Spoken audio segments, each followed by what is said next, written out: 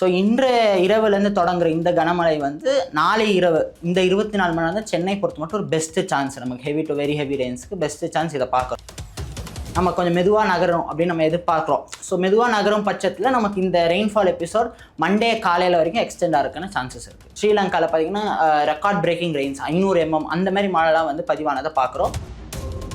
நீங்கள் முன்கூட்டியே கணிச்சிங்களா இலங்கையில் எந்த அளவுக்கு மழை பெய்யும் அப்படின்னா? இருந்தாலும் இயற்கைன்றது அது நம்ம எவ்வளோ ப்ரிகாஷன்ஸ் எவ்வளோ இது கொடுத்தாலும் அதோடைய வீரியத்தை வந்து யாராலுமே தாங்க முடியும். ஸோ கன முதல் மிக கனமழை சென்னையில் இருக்கும். அப்போ மிக கனமழைன்னு சொல்லும் போது இப்போ மேற்கொண்டு வலுப்பெறாதா அப்படி இன்னும் 2 புயல் உருவாக வாய்ப்பு இருக்குது அப்படிங்கிறாங்க. நீங்கள் என்ன சொல்ல வர்றீங்க? ஸோ இப்போ தற்போதைய நிலவரம் எப்படி பார்த்தீங்கன்னா, புதிய சிந்தனை நேயர்களுக்கு வணக்கம். இன்றைய சிறப்பு நேர்காணலில் நம்முடன் இணைந்திருக்கும் சிறப்பு விருந்தினர் தனியார் வானிலை ஆய்வாளர் திரு சிவசாயி அவர்கள். சார் வணக்கம். வணக்கம். எப்படி சார் இருக்கீங்க? நல்லா இருக்கேன். இந்த புயல் வெள்ளம் மழை வந்தாதான் அவங்களெலாம் தேட வேண்டிய இருக்கு என்ன நடக்க போதோ என்னங்கிறதுன்னு. இப்போ வந்து இந்த தித்வா புயல் இன்னைக்கு வந்து பெருசாக பேசப்பட்டு இருக்கு. இன்னைக்கு எல்லாம் ஒட்டுமொத்த அரசும் இன்னைக்கு வந்து கவனத்தோட இப்போ ஒற்று நோக்குது. இது என்ன பாதிப்பு சார் வரும் இதனால? இப்போ நம்மளுடைய தித்வா புயலானது இப்போ நம்மளுக்கு சென்னையிலேருந்து 320 கிலோமீட்டர் தொலைவில் நிலை கொண்டு இருக்குது. ஸோ நமக்கு நேற்று பார்த்தீங்கன்னா அதிகபட்சமாக கடந்த 24 மணி நேரத்தில் கோடியக்கரையில் வந்து நம்ம நாகப்பட்டினம் மாவட்டம் கோடியக்கரையில் 25 சென்டிமீட்டர் கிட்ட மழை பதிவாயிருக்கு. ஸோ இது வந்து ஒரு அதிகன மழை ஈவெண்ட்டு. இப்போ அடுத்த ஒரு 24 மணி நேரத்தை பொறுத்தவரை நம்மளுடைய புதுச்சேரி, கடலூர் இந்த பகுதி, ஏன்னா வந்து இந்த கடலோர மாவட்டங்கள் நிச்சயமாக எல்லா கடலோர மாவட்டங்கள் சென்னையிலேருந்து நாகப்பட்டினம், இதில் குறிப்பாக சொல்லணும்னா இந்த தித்வா புயல் வடமேற்கு திசையில் நகரும் போது இந்த கடலூர், புதுவை இந்த பகுதியில் வந்து இன்று நம்ம அதிகன மழை எதிர்பார்க்குறோம். சென்னை பொறுத்த மட்டும் இன்னைக்கு இரவுலேருந்து படிப்படியாக நம்ம வந்து கனமழை எதிர்பார்க்கலாம். நாளைக்கு நமக்கு கன முதல் மிக கனமழை சென்னையில நம்ம எதிர்பார்க்கலாம். குறிப்பாக சென்னையில் எந்த அளவுக்கு மழை எதிர்பார்க்கலாம் சார்? நிச்சயமா இப்போ வந்து நம்மளோட டெல்டா லாட்டிடியூட்ல வந்து இந்த புயலானது இருக்கு. இது தொடர்ந்து வடமேற்கு திசையில் நகரமா இந்த கன்வர்ஜன் ஜோன் சொல்லுவாங்க. ஸோ நேற்று எப்படி டெல்டாவில் பெஞ்சதோ இன்னைக்கு அது வந்து கடலூர், பாண்டிச்சேரியில் நம்ம எக்ஸ்பெக்ட் பண்ணுறோம். நாளைக்கு இது நம்ம சென்னையில் வந்து இந்த கன்வர்ஜன் ஜோன் விழும் அப்படின்னு சொல்லி எதிர்பார்க்குறோம். ஸோ இந்த கன்வர்ஜன் ஜோன் விழும்போது நம்ம கிட்ட அந்த சிஸ்டம் வரும்போது நம்ம நிச்சயமாக சென்னையில் வந்து 10 to 15 சென்டிமீட்டர் கன முதல் மிக கனமழை சென்னையில் நம்ம எதிர்பார்க்கலாம். இப்போ கடந்த ஆண்டுகளை எப்படி போது இந்த ஆண்டு எப்படி மழை எப்படி இருக்கும்? சென்னை பொறுத்த மட்டும் நமக்கு இந்த ஆண்டு வந்து பெரிய அளவில் இதுவரைக்கும் மழை வந்து பதிவாகலை. ஏன்னா 31% நம்ம வந்து டெஃபிசிட்டில் இருக்கோம், குறைவாக வந்து மழை பதிவாயிருக்கு. ஸோ இந்த சிஸ்டம் வந்து ஒரு முக்கியமான ஹோப்பாக நம்ம வந்து பார்க்குறோம். சென்னை பொறுத்த மட்டும் தமிழ்நாடு ஓவரால் தமிழ்நாடு பார்க்கும்போது நமக்கு நார்மல் ரெயின்ஃபால், அதாவது 2% அதிகமாக பெஞ்சிருக்கு நேற்று நிலவரப்படி. ஸோ வந்து தமிழ்நாடுக்கு எந்த பிரச்சனை இல்லை. சென்னைக்கு மட்டும் நமக்கு இது வரைக்கும் பெரிய அளவு மழை இல்லை. இந்த சிஸ்டம் தான் சென்னைக்கு வந்து ஒரு பெரிய ஹோப்பாக நம்ம பார்க்குறோம். கண்டிப்பாக. இப்போ இது எத்தனை நாள் நீடிக்கும் சார்? இந்த மழை அளவு எத்தனை நாள் நீடிக்கும்? ஸோ இன்று இரவுலேருந்து தொடங்குற இந்த கனமழை வந்து நாளை இரவு இந்த 24 மணி நேரம் தான் சென்னை பொறுத்த மட்டும் ஒரு பெஸ்ட்டு சான்ஸ். நமக்கு ஹெவி டு வெரி ஹெவி ரெயின்ஸ்க்கு பெஸ்ட்டு சான்ஸ் இதை பார்க்குறோம். இந்த புயல் நமக்கு சென்னை கிட்ட பேரலாக நகரும் அப்படின்னு சொல்லி எதிர்பார்க்குறோம். ஸோ அப்படி நகரும் போது அது கொஞ்சம் ஸ்லோ டவுன் ஆச்சு, நம்ம கொஞ்சம் மெதுவாக நகரும் அப்படின்னு நம்ம எதிர்பார்க்குறோம். ஸோ மெதுவாக நகரும் பட்சத்தில் நமக்கு இந்த ரெயின்ஃபால் எபிசோட் மண்டே காலையில் வரைக்கும் எக்ஸ்டெண்ட் ஆகிறதுக்கான சான்சஸ் இருக்குது. கண்டிப்பாக. ஆனால் இந்த வாட்டி இலங்கை வந்து ரொம்ப பெரிய அளவுக்கு பாதிப்பு ஏற்பட்டிருக்கு. ஒரு பில்டிங்கே இடிஞ்சு விடுற அளவுக்கு இன்னைக்கு மிகப்பெரிய ஒரு கனமழை பெஞ்சிருக்கு. எதிர்பார்த்தீங்களா அப்படி? நிச்சயமா. ஏன்னு பார்த்தீங்கன்னா இந்த புயலானது நமக்கு முதல்ல வந்து பார்த்தீங்கன்னா குமரி கடல் கிட்ட ஒரு காற்று சுழற்சியாக தான் அங்கே தான் உருவாச்சு. ஸோ அங்கே ஒரு தாழ்வு பகுதியாக உருவாகி ரொம்ப மெதுவாக இலங்கை நோக்கி நகர்ந்தது. பின்னர் இலங்கை நிலப்பகுதியிலே இது வந்து டிராவல் செஞ்சிச்சு லாஸ்ட் ஒரு 48 hours. அதனால தான் கொஞ்சம் வீக்கன் ஆகிருக்கு லாஸ்ட் 48 hours பார்க்கும்போது. ஸோ இலங்கையோட திரிகோணமலை அந்த மாதிரி ஹில்லி டெரைன்ஸ்னு சொல்லுவாங்க. ஸோ அந்த பகுதியில் வந்து இது டிராவல் பண்ணும்போது இது அங்கே நம்ம பே ஆஃப் பெங்கால்லேருந்து எடுத்துகிட்டு வந்த எல்லா மாய்ஸ்சருமே வந்து அங்கே கொடுத்துச்சு. ஸோ வந்து ஸ்ரீலங்காவில் பார்த்தீங்கன்னா ரெக்கார்ட் பிரேக்கிங் ரெயின்ஸ் 500 mm அந்த மாதிரி மழைலாம் வந்து பதிவானதை பார்க்குறோம். ஸோ இது நம்ம ஒரு எதிர்பார்த்த ஒரு ஈவெண்ட் தான். ஏன்னா எப்போதுமே ஒரு சிஸ்டம் ரொம்ப மெதுவாக நம்ம கிட்ட நகரும் போது பார்த்தீங்கன்னா நிறைய ரெயின்ஸ் வந்து நம்ம எக்ஸ்பெக்ட் பண்ணலாம். ஸோ வந்து அதுதான் நம்ம இலங்கையில் நடந்தது பார்க்குறோம். ஸோ நேற்று இரவு அது இலங்கையிலேருந்து முழுமையாக விலகி நம்மளுடைய வங்கக்கடல் பகுதிக்கு நகர்ந்து விட்டது.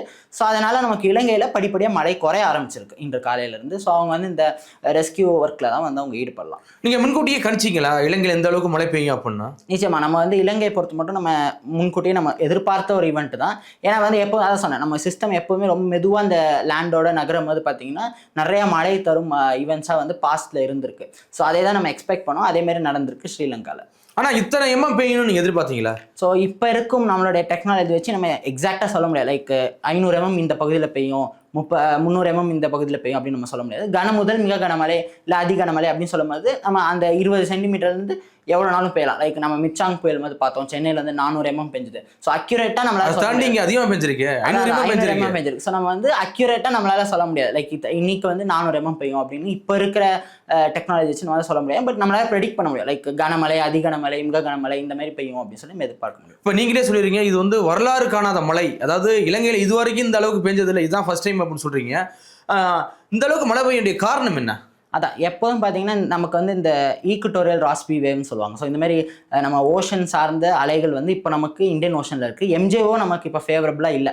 இந்த ஈக்குட்டோரியல் ராஸ்பி வேவ் அப்புறம் நம்மளுடைய ஈக்குவேட்டர்லேருந்து வர மாய்ஸ்சர் இது எல்லாத்தையுமே வந்து நம்மளுடைய இந்த புயலானது அது தன் பக்கம் ஈர்த்துது. ஸோ ஈர்த்து நம்ம ஸ்ரீலங்காவில் அந்த முழுமையான மாய்ஸ்சரை கொண்டு வந்து நிறைய மழை பொழிவை கொடுத்து அதேமாதிரி நான் சொன்ன மாதிரி இந்த திரிகோண மலை இந்த பகுதியை நோக்கி நகரும் போது ரொம்பவே மெதுவாக நகர்ந்தது. ஆல்மோஸ்ட் வெட்னஸ்டே அன்னைக்கு ஸ்ரீலங்கா கிட்ட லேண்ட்மாஸ் கிட்ட வந்தது. அப்புறம் ஒரு 48 மணி நேரம் ரொம்பவே மெதுவாக ஸ்ரீலங்கன் லேண்ட்மாஸ்லேயே நகர்ந்துருக்கு. ஸோ நேற்று நைட்டு இன்னைக்கு காலையில் வந்து அது வங்கக்கடலுக்கே வந்திருக்கு. ஸோ ஒரு பெரிய பீரியட் அவங்களுடைய லேண்ட்மாஸ்லேயே ட்ராவல் பண்ணனால இந்த ஒரு பெரிய மழைக்கான காரணமாக பார்க்குறோம். எதுக்கு இவ்வளோ டைம் டூரேஷன்? அதான் எப்போ பொறுமையாக நகர்றது. நிச்சயமா எப்போதும் ஒரு புயல் பார்த்தீங்கன்னா ஒரு லேண்டோ கிட்ட வரும்போது பார்த்தீங்கன்னா ஸ்லோ டவுன் ஆகிறது அப்புறம் கொஞ்சம் வேகம் எடுக்கிறதுன்னு ரொம்பவே காமனான விஷயம். ஏன்னா லேண்டோட அது வந்து இன்ட்ராக்ஷன் நடக்கும். ஸோ இந்த லேண்ட் இன்ட்ராக்ஷன் நடக்கும்போது புயலின் வேகம் வந்து குறையிறது ரொம்பவே ஒரு பொதுவான விஷயம். இது லேண்டிலே ட்ராவல் பண்ணுச்சு. ஸோ ரொம்பவே மெதுவாக தான் நகர்ந்தது. இது மட்டும் இல்லாமல் நமக்கு இந்த ரிட்ஜஸ்ன்னு சொல்லுவாங்க. இந்த எப்படி நமக்கு ஒரு காருக்கு வந்து எப்படி ஒரு ஸ்டீரிங் வீல் இருக்கும், இந்த புயலெல்லாம் கைட் பண்ணுற ரிட்ஜ்.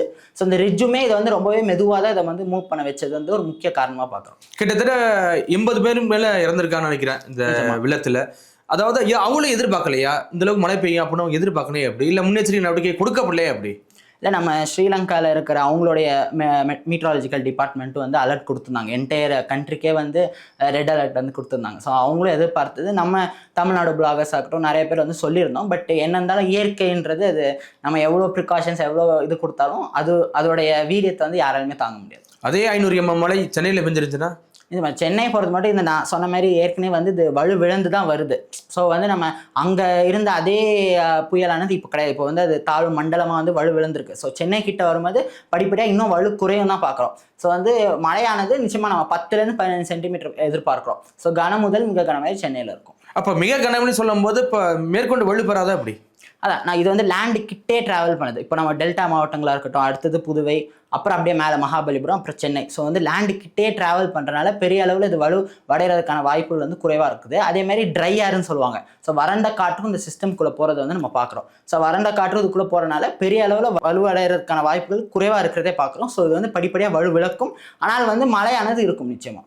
இப்போ தித்துவா புயல் எடுத்து இன்னொரு குறைந்த காற்றழுத்த தாழ்வு மண்டலம் உருவாக போகுது அப்படிங்கிறனால உண்மை தானே அப்படி சார்? ஸோ அடுத்த ஒரு 10 நாட்கள் பொறுத்த மட்டும் அடுத்த தாழ்வு பகுதி எதுவும் இப்போதைக்கு நமக்கு இல்லை. நமக்கு டிசம்பர் மிட்டில் பார்த்தீங்கன்னா எம்ஜேவும் சொல்லுவாங்க, மேடன் ஜூலியன் ஆசிலேஷன். இந்த ஓஷனிக் வேவ் இதெல்லாம். ஸோ இது நம்மளுடைய இந்திய பெருங்கடல் பகுதிக்கு வரும் அப்படின்னு சொல்லி எதிர்பார்க்குறோம். ஸோ அந்த டைமில் பார்த்தீங்கன்னா நமக்கு ஏதாவது ஒரு சிஸ்டம் வர்றதுக்கான சான்சஸ் இருக்குது. கண்டிப்பாக. ஒவ்வொரு ஆண்டும் பார்த்தீங்கன்னா இந்த டிசம்பர் மாதம் தான் குறியாக இருக்கும். ஆனால் இந்த வாட்டி நவம்பர்லேயே ஆரம்பிச்சிருச்சு, என்ன காரணம்? ஆனால் வந்து இது வந்து எல்லாருமே வந்து கொஞ்சம் தப்பாக புரிஞ்சுக்க. லைக் வந்து எப்போவுமே சென்னை பொறுத்த மட்டும் வெட்டஸ்ட் மந்த்ன்றது நவம்பர் தான். ஸோ வந்து நவம்பர் தான் நம்மளோட பெஸ்ட் டைம். இந்த November last week and December first week இப்போ வந்து பீக் ஆகும். ஜென்ரலாக நம்ம இந்த நார்த் தமிழ்நாடு பொறுத்த மட்டும் கிளைமேட்டாலஜிக்கலி பார்க்கும்போது இந்த November last week December first week தான் எப்போதுமே பீக். எப்போதுமே பார்த்தீங்கன்னா நிறைய புயல்கள் லைக் நிவர் புயலாக இருக்கட்டும், புரேவி, இதெல்லாம் வந்து இந்த காலகட்டத்தில் தான் சென்னை நோக்கி நகர்ந்தது. அதே போல் பார்த்தீங்கன்னா நமக்கு பல ஈவெண்ட்ஸ் லைக் 2015 ஃப்ளட் வந்த டைம் இது எல்லாமே இந்த last week December first week. So இந்த டைம் எப்போதுமே வந்து சென்னைக்கு ரொம்பவே ஒரு ஃபேவரபுளான டைமாக பார்க்குறோம். ஸோ அதனால் நமக்கு இப்போ நமக்கு கரெக்டாக இதே டைமில் ஒரு புயலும் வந்திருக்கு. ஸோ நிச்சயமாக நல்ல மழை எதிர்பார்க்கலாம். இப்போ மற்ற வானிலை ஆய்வாளர்லாம் சொல்கிறாங்க இன்னும் 2 புயல் உருவாக வாய்ப்பு இருக்குது அப்படிங்கிறாங்க. நீங்கள் என்ன சொல்ல வர்றீங்க? ஸோ இப்போ தற்போதைய நிலவரம் எப்படி பார்த்தீங்கன்னா நம்ம ஜென்ரலாக 5 நாளைக்கு தான் ஃபோர்காஸ்ட் நம்ம வந்து கொடுப்போம். ஸோ லாங் ரேஞ்ச் ஃபோர்காஸ்ட் நம்ம கொடுப்போம். லைக் அடுத்த மாதம் ஒரு புயல் உருவாகும் அப்படின்றது நிறைய பேர் சொல்லுவாங்க. பட் அதுக்கான அக்யூரேசி நம்மளால இப்போ சொல்ல முடியாது. லைக் நடக்கலாம், நடக்காமலையும் போகலாம். ஸோ வந்து நம்ம சொன்ன மாதிரி இந்த எம்ஜிஓ திரும்பி வரும்போது நிச்சயமாக ஒரு தாழ்வு பகுதியோ ஒரு புயலோ உருவாகிறதுக்கான சான்சஸ் இருக்குது. பட் அது எங்கே நகரும், அது எப்படி நகரும்ன்றதுலாம் இப்போவே நம்ம கணிக்க முடியாது. இல்லை, கடந்த ஆண்டை விட இந்த ஆண்டு வந்து வெயிலின் தாக்கம் அதிகமாக இருந்துச்சு. அந்த வெயிலின் தாக்கம் அதிகமாக இருக்க மாதிரியே மழையின் தாக்கமும் அதிகமாக இருக்கும் அப்படின்னு சொல்கிறாங்களே, உண்மையா அப்படி? ஸோ நமக்கு வெயில் அடித்தா மழை பெய்யணும் அப்படின்ற ரிலேஷன் வந்து கிடையாது. ரெண்டுமே வந்து தனிப்பட்ட ஒரு விஷயம். ஸோ வந்து நமக்கு இந்த ஆண்டு வெயிலும் இருந்தது. அதே போல் நல்ல ஒரு தண்டர்ஸ்டார்ம் சீசனும் இருந்துச்சு நமக்கு ஜூன் to செப்டம்பர். அதனால தான் நம்ம ஏரிகள்லாம் நிரம்பினதை வந்து பார்க்குறோம். ஸோ அதுக்கும் சம்மந்தம் கிடையாது. பட் நிச்சயமாக இந்த வருஷம் சென்னையை பொறுத்த மட்டும் பெரிய அளவில் மழை இல்லைனாலும் இந்த சிஸ்டம் தான் வந்து ஒரு பெரிய ஹோப்பாக பார்க்குறோம். பெருசாக பயப்பட வேண்டியது இல்லை. அப்படின்றீங்களா? அப்படி சென்னை கண்டிப்பா சென்னை பொறுத்த மட்டும் கன முதல் மிக கனமழை, லோக்கலைஸ்ட் வாட்டர் லாகிங் அந்த மாதிரி விஷயம் வந்து இருக்கலாம். பட் ஃப்ளட் ஆகி கம்ப்ளீட்டா வந்து ஷட் டவுன் ஆகிற மாதிரி சான்சஸ் வந்து சென்னைக்கு ரொம்ப கம்மியா இருக்கிறதா பார்க்கலாம். ஆனா இந்த ஆண்டு சென்னையை விட தென் மாவட்டங்கள் அதிகமாக மழை பெஞ்சிருக்கு, அது எப்படி? அது ஏன்னா வந்து இந்த ஐடி சீசன் சொல்லுவாங்க, இன்டர் டிராபிக்கல் கன்வர்ஜென்ஸ் ஜோன். அது வந்து கரெக்டாக நம்மளுடைய தென் மாவட்டங்கள், நம்ம ஸ்ரீலங்கன் இந்த பகுதியிலே இருந்தது. அது மட்டும் இல்லாமல் இன்னொரு காரணம் என்னன்னு பார்த்தீங்கன்னா, இந்த ஐடி சீசன் இருந்தனால இந்த ஐடி சீசன் கூட வந்து நிறைய சர்க்குலேஷன்ஸ் வந்து இந்த பாத்லேயே மூவ் ஆச்சு. நமக்கு பார்த்தீங்கன்னா அக்டோபர் தீபாவளி டைமில் பார்த்தீங்கன்னா ஒரு சுழற்சி உருவாகி அதுவுமே அரேபியன் சீல போய் அது ஒரு தனி புயலாக மாறிச்சு. ஸோ இந்த மாதிரி இந்த சிஸ்டம் இங்கே நமக்கு எப்போதுமே இந்த வங்கக்கடல் உருவாகி அரேபியன் சீ நோக்கி நகர்ற சிஸ்டம்லாம் பார்த்தீங்கன்னா தென் மாவட்டங்கள், அப்புறம் உட்புற மாவட்டங்கள், காட்ஸ் இந்த பகுதியிலலாம் வந்து நிறைய மழையை தந்திருக்கு பாஸ்ட்ல. ஸோ இதுதான் வந்து ஒரு மெயின் ரீசனாக பார்க்குறோம். இந்த வருஷம் இங்கே வந்து இந்த மாதிரி சிஸ்டம்ஸ் பேட்டர்ன் இங்கே வங்கக்கடல் உருவாகி அரபிக்கடல் நோக்கி நகர்ந்தது ஒரு முக்கிய காரணமாக பார்க்குறோம். நம்ம தென் மாவட்டங்கள், காட்ஸ், அப்புறம் இன்டீரியர் உட்புற மாவட்டங்களில் நிறைய மாவட்டங்கள் வந்து எக்ஸஸ்ல இருக்காங்க. ஸோ இதுக்கான காரணம் வந்து இந்த மாதிரி சர்க்குலேஷன் வந்து நம்ம வங்கக்கடல் உருவாகி அரபிக்கடல் மூவ் ஆனது ஒரு முக்கிய காரணமாக பார்க்கப்படுது. கண்டிப்பா. இதுல வந்து பாத்தீங்கன்னா கடந்த புயல் இன்னைக்கு ஆந்திரா நோக்கி போயிருச்சு, நம்மளுக்கு எந்த பாதிப்பு இல்லை. ஆனா இந்த வாட்டி இலங்கை, அதுக்கப்புறம் நம்ம சென்னை நோக்கி வருது. அதான் போன புயல் பார்த்தீங்கன்னா மோந்தா புயல். அந்த புயல் அக்டோபர்லேருந்து உருவான இடமே வேற. அது வந்து பார்த்தீங்கன்னா வடக்கு அந்தமானில் உருவாச்சு. ஜென்ரலாக இந்த வடக்கு அந்தமானில் உருவாறது எல்லாமே வந்து ஆந்திரா, ஒடிசா அப்படிதான். ஸோ ஜெனிசிஸ் சொல்லுவாங்க, சைக்ளோன் உருவார இடம், அது வந்து ஜெனிசிஸ். ஸோ அது வந்து வடக்கு அந்தமானில் உருவானனால நேராக ஆந்திரா, நம்ம ஒடிசா நோக்கி நகர்ந்த புயல்கள்லாம் பாஸ்ட்ல பார்த்துருக்கோம். ஸோ மோந்தா புயலும் அப்படிதான் நகர்ந்தது. பட் இது வந்து ஒரு லோ லாட்டிடியூட் சிஸ்டம், அதாவது குமரிக்கடலில் உருவாகி அதன் பின்னர் வடக்கு வடமேற்கு திசையில நகர்றதை பார்க்குறோம். அது மட்டும் இல்லாமல் பாஸ்ட்ல பார்த்தீங்கன்னா இந்த வடக்கு வடமேற்கு திசையில், அதாவது நம்மளுடைய கோஸ்ட்டுக்கு பேரலாக நகர்ந்த சிஸ்டம்லாம் பார்த்தீங்கன்னா நிறைய மழையை கொடுத்தது பார்க்குறோம். காற்றின் பாதிப்பு பெரிய அளவில் இல்லைனாலும் மழை நிறைய கொடுத்த நிகழ்வுகளை நம்ம பார்த்துருக்கோம் பாஸ்ட்ல. ஸோ இந்த புயல் நம்மளுடைய தித்வா புயலும் என்டையர் கோஸ்டல் தமிழ்நாடுல நல்ல மழையை கொடுக்கும் அப்படின்னு சொல்லி எதிர்பார்க்கலாம். இப்ப சமீப காலமாக இந்த மேக வெடிப்புங்கிற ஒரு சம்பவம் வந்திருக்கு. அது எதனால, என்ன காரணம், காலநிலை மாற்றமா எப்படி சார்? நிஜமா இப்போ ரீசெண்ட் இயர்ஸ்ல பார்த்தீங்கன்னா 2021 பார்த்தோம். நம்ம நவம்பர் 7ஆம் தேதி வந்து சென்னையில் வந்து அதிக கனமழை பதிவானது. அதுவுமே ஒரு ஷார்ட் ஸ்பேன், ஒரு இரவு 12 மணி போல தொடங்கியது 4 மணிக்குள்ளேயே வந்து ஒரு 29 சென்டிமீட்டர் கிட்ட சென்னையில் பெஞ்சது. ரீசெண்டாக இந்த வருஷம் பார்த்தீங்கன்னா நம்ம தண்டர்ஸ்டார்ம் சீசன், மான்சூன் கூட கிடையாது, நம்மளுடைய தென்மேற்கு பருவமழை டைமில் தண்டர்ஸ்டார்ம் சீசனில் நம்மளுடைய ரெட் ஹில்ஸ் அந்த பகுதியில் பார்த்தீங்கன்னா 200 mm விதின் ஃபியூ மினிட்ஸ், 45 மினிட்ஸ்க்குள்ளே 45 மினிட்ஸ்லேயே வந்து பெஞ்சதை பார்க்குறோம். ஸோ இந்த மாதிரி ரீசெண்ட் டைம்ஸ் பார்த்தீங்கன்னா குறுகிய நேரத்தில் நிறைய மழை பெய்யறது வந்து பார்க்குறோம். ஸோ இதான் வந்து கிளவுட் பஸ்ட். ஸோ குறுகிய நேரத்தில் அதிக மழை பெய்யுறது ரீசெண்ட் டைம்ஸில் இது வந்து இன்க்ரீஸ் ஆகிருக்கிறத பார்க்குறோம். ஸோ நிச்சயமாக இது காலநிலை மாற்றத்தோட ஒரு உட்பட்ட ஒரு விஷயம் தான். பட் இப்போ உடனே நம்ம அதை வந்து ரிலேட் பண்ணக்கூடாது. இது தொடர்ந்து அடுத்து வரும் கம்மிங் இயர்ஸில் இது தொடர்ச்சியாக நடக்குது அப்படின்னா அப்போ நிச்சயமாக வந்து நம்ம உண்மையாகவே நம்ம காலநிலை மாற்றத்தை நோக்கி நகர்ந்துட்டு இருக்கோம் அப்படின்றதுக்கு ஒரு ஆதாரமாக இது மாறும். இப்போ நம்ம கடந்த ஆண்டுலாம் பார்த்தீங்கன்னா விடிய மழை பெய்யும், காலையில் பார்த்தா வெள்ளம் வரும், பெரிய இது வரும். ஆனால் இப்போ திடீர்னு சடனாக மேக வெடிப்பு வந்து பெய்யுது. இது ரொம்ப பெரிய ஆபத்து தானே? ஆமாம், கம்மிங் இயர்ஸ்ல நிச்சயமா இது வந்து ஒரு டேஞ்சரஸ் சைன் தான். ஏன்னா எவ்வளவு மழை பெய்யுதுன்னு உங்களாலே கணிக்க முடியாது. ஆமா, குறுகிய நேரத்துல நிறைய பெஞ்சுது. ஸோ இது வந்து ஒரு நமக்கு, அதுவும் சென்னை மாதிரி ஒரு மெட்ரோ சிட்டிக்கு பார்த்தீங்கன்னா இது ரொம்ப ஒரு கஷ்டமான ஒரு விஷயம். ஏன்னு பார்த்தீங்கன்னா ஷார்ட் ஸ்பேன்ல அதிக மழை பெய்யும் போது நமக்கு வாட்டர் லாகிங், தண்ணி போறதுக்கான வழியே இல்லாமல் போயிடுது. ஸோ கம்மிங் இயர்ஸ்ல மக்கள் இதுக்கும் வந்து ப்ரிப்பேர்டா இருக்கிறது நல்லது. எல்லாத்துக்கும் ரெடியா இருங்க அப்படின்னு சொல்ல வரீங்க? நிச்சயமா, கண்டிப்பா. இப்போ இந்த இலங்கையில் இந்த ஒரு கிட்டத்தட்ட ஒரு 80 உயிருக்கு மேல பாதிக்கப்பட்டிருக்காங்கல்ல, இங்கேயும் ஏதாவது மேக வெடிப்பு ஏற்பட்டிருக்குமா எப்படி? இலங்கையில மேக வெடிப்புன்றது கிடையாது. அதாவது மேக வெடிப்புன்றது ஒவ்வொரு இடத்துக்கும் மாறும். லைக் சென்னையில பார்த்தீங்கன்னா 1 ஹவர்ல இவ்வளோ mm பெய்யுதுன்னா இது மேக வெடிப்பு அப்படின்னு சொல்லுவாங்க. வடக்குல இப்போ ராஜஸ்தான்ல பார்த்தீங்கன்னா 2 ஹவர்ஸ்ல 200 mm பெய்யுதுன்னா இது மேக வெடிப்பு. ஸோ அது ஒவ்வொரு இடத்துக்கும் ஒரு கெப்பாசிட்டி இருக்கும், அது வந்து மாறும். ஸோ இப்போ ஸ்ரீலங்காவில் நடந்த இவன் மேக வெடிப்பு நம்ம சொல்ல முடியாது. ஏன்னா இந்த புயல் சம்மந்தப்பட்ட ஒரு விஷயம், தொடர்ச்சியாக மழை பெஞ்சது, விடாம நமக்கு நாள் முழுவதும் மழை பெய்தது வந்து பார்க்குறோம். ஸோ அது ஒரு மேக வெடிப்பான இவன் கிடையாது. கடைசியா நேயர்களுக்கு அடுத்த 24 மணி நேரத்தில் என்ன நடக்கும் அப்படிங்கிறத சொல்லிருங்க. அடுத்த 24 மணி நேரத்தை பொறுத்த மட்டும் என்டையர் கோஸ்டல் தமிழ்நாடு, சென்னை முதல் நாகை வரை எல்லா இடத்துலையுமே கன முதல் மிக கனமழை எதிர்பார்க்கலாம். சென்னையை பொறுத்த மட்டும் இன்னைக்கு இரவுல ஆரம்பிச்சு நாளைக்கு இரவு தான் நம்மளோட பெஸ்ட் சான்ஸ். இந்த டைம்ல நம்ம heavy to very heavy Reigns expect பண்ணலாம். யாரும் பேனிக் ஆக வேண்டிய அவசியம் இல்லை. பட் லோ லையிங் ஏரியாஸ்ல, தாழ்வான பகுதியில் இருக்கிற மக்கள் கொஞ்சம் விழிப்புணர்வுடன் இருக்கிறது நல்லது. எத்தனை mm எதிர்பார்க்கலாம் மழை?